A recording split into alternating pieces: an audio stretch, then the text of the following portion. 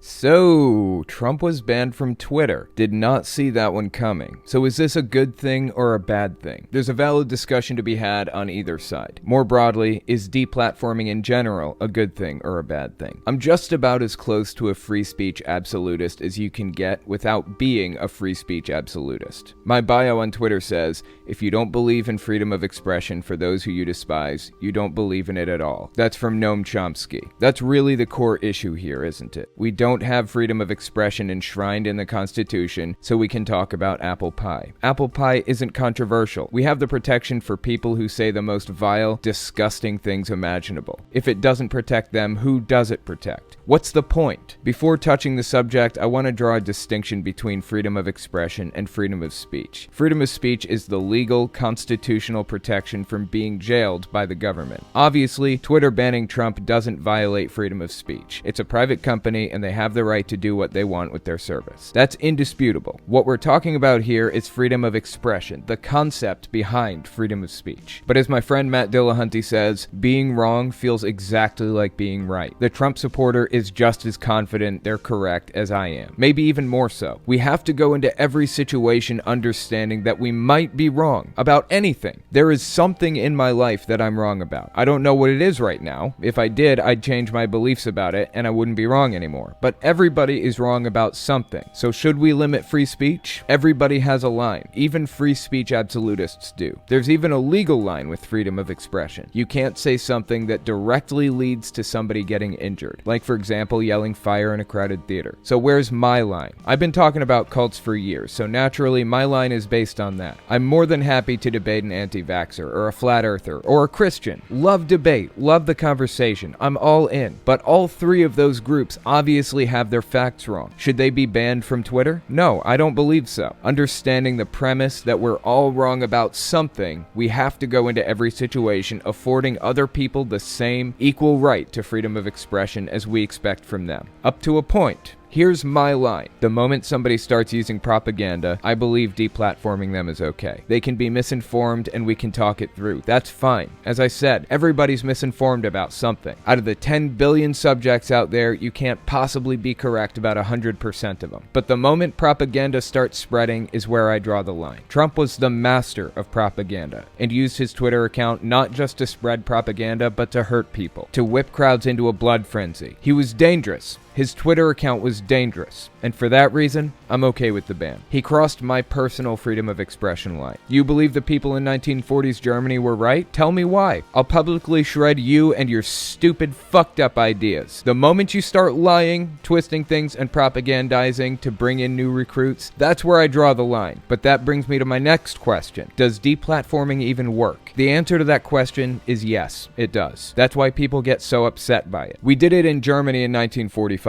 It was called denazification. We went through and banned any symbolism or rhetoric being spread by the movement in early 40s Germany. And it worked. We do this to cults all the time. We limit their reach, limit who they talk to, what they say, and how they say it. I don't turn the keys over to my channel and let Jehovah's Witnesses talk unrebutted for 10 interrupted minutes. You think NBC allowed Jim Jones on their network to convert people? You think ABC let Heaven's Gate use their platform to bring in new converts? Deplatforming is how we defeat propaganda. And lucky for us, propaganda isn't a nebulous term. There are certain types of propaganda. It's clearly defined and easy to identify. I've spent the better part of 5 years identifying it to my audience on YouTube. Propaganda and incorrect information are not the same thing. So what happens now? Well, there are two main after effects to deplatforming. First, deplatforming basically terminates a cult recruitment process. We saw this happen in Russia with Jehovah's Witnesses. They weren't allowed to go door to door to bring in new converts, but they were allowed to continue believing it. Trying to convict people of thought crimes is a losing battle. Most of the time, you have to assume the hardcore extremists are a lost cause. Don't bother trying to deconvert them right now. The key is to contain the damage for the moment. Stop them from being mainstream. Stop them from bringing in new people.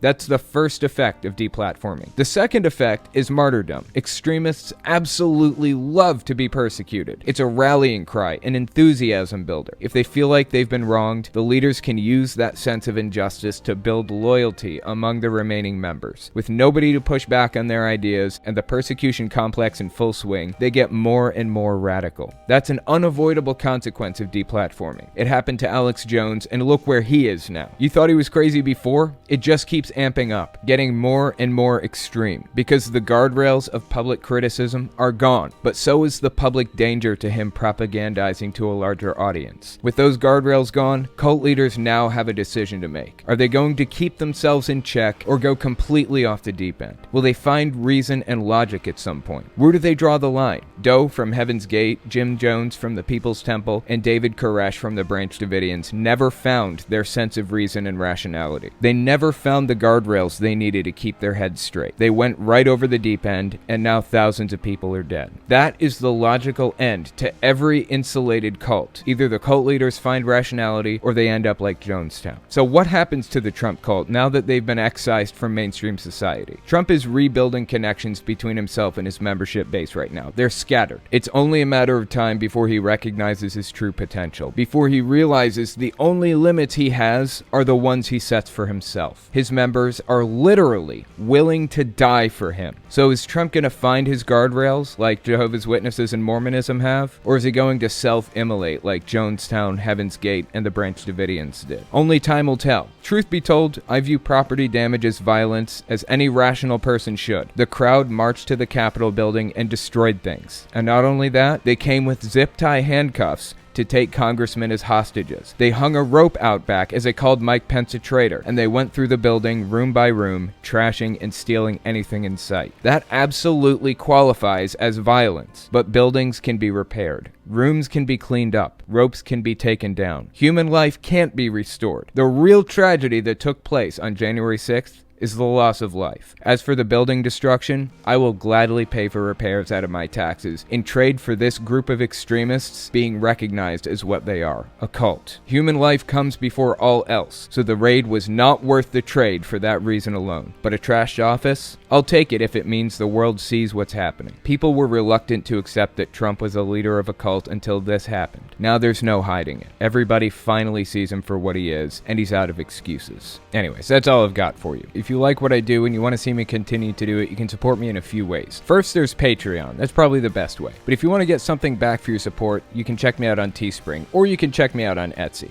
I have a store where I sell all kinds of interesting stuff. Mostly it's 3D printed game stands. But I also sell these 2020 dumpster fire candle holders, or just regular dumpster fire candle holders. And I sell these signs. If you want to keep Jehovah's Witnesses or Mormons from knocking on your door, put these out front. Jehovah's Witnesses aren't afraid of anything, except apostates. And you don't have to be an ex-Jehovah's Witness to be an apostate. The term applies to anybody critical of the religion. So if you want to keep them away, then consider getting one of these signs. All links can be found in the description and the pinned comment. Okay, thanks for watching, guys.